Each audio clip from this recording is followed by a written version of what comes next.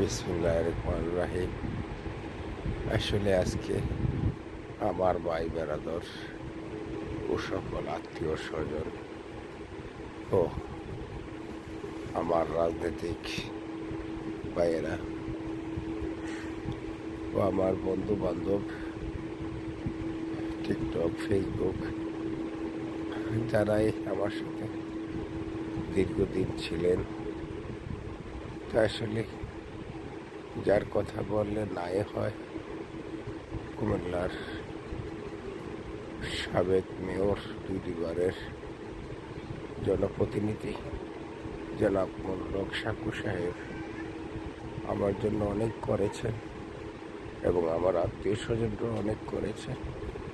আসলে গতকালকে থেকে আমার শরীরের অবস্থা এত অবনতির দিকে চলে যাচ্ছে, আমার প্রেশার কমে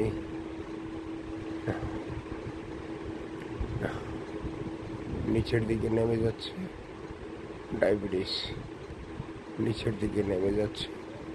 তাই সকলের কাছে দোয়া চাই এবং যদি মারা যায়, আসলে আমি দীর্ঘদিন ধরে অনেক লাইফে অনেক কিছু বলেছি, যদি আমার কোনো ভুল ত্রুটি হয়ে থাকে আমাকে ক্ষমা করে দেবেন। আসলে কথা বেশি বলতে পারি না, তাই বিদায় নিচ্ছি।